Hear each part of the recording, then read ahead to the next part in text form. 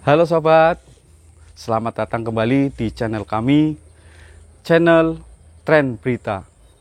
Di hari ini, berita-berita terbaru terupdate di hari ini. Jangan sampai lupa nonton, like, komen, dan subscribe-nya. Yusril sangat kecewa, ijazah Jokowi asli atau palsu tak pernah terbukti.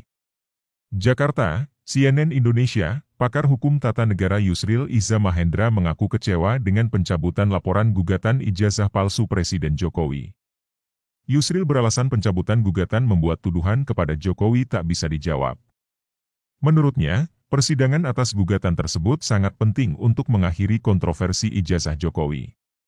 Dengan dicabutnya gugatan, maka apakah ijazah Jokowi, mulai SD, SMP, SMA dan UGM yang dijadikan syarat Jokowi maju ke Pilpres, asli atau palsu, akhirnya tidak pernah terbukti dan diputuskan oleh pengadilan, kata Yusril dalam keterangan tertulis, Minggu 30 Oktober.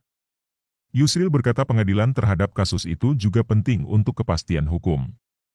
Dengan pencabutan gugatan, ia menilai kasus ini selamanya akan menggantung dan menjadi gunjingan politik tanpa henti.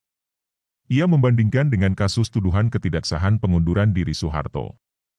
Gugatan itu dilayangkan 100 pengacara reformasi yang mempertanyakan keabsahan kepemimpinan B.J. Habibie. Pada saat itu, Habibie meminta Yusril untuk membiarkan gugatan itu. Dia ingin pengadilan yang memutuskan apakah hal itu sah secara hukum. PN Jakarta Pusat menyatakan proses berhentinya Soeharto tanpa melalui MPR dan pengucapan B.J. Habibie sebagai presiden menggantikannya adalah sah menurut hukum, ujarnya.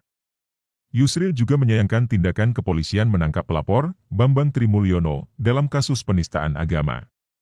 Menurutnya, hal itu membuat kesan pemerintah melawan gugatan ijazah palsu Jokowi dengan kasus pidana lain. Semestinya polisi tidak usah menahan BTM ketika dia sedang mengajukan gugatan ijazah palsu Jokowi ke pengadilan.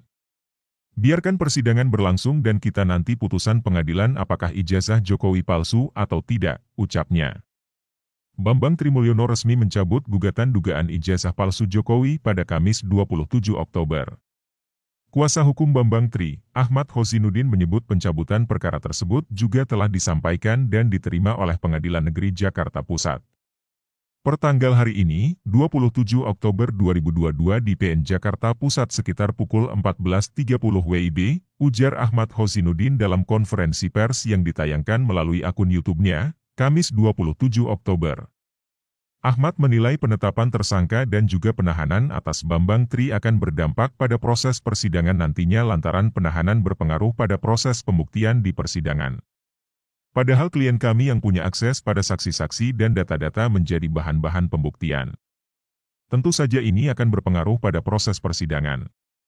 Karena itulah kami bermusyawarah untuk memutuskan apa yang terbaik bagi klien kami, kata dia.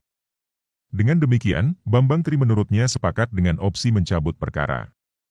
Adapun dengan pencabutan perkara tersebut maka kasus gugatan ijazah palsu Jokowi akan ditutup atau dianggap tidak ada. DHF, Gil.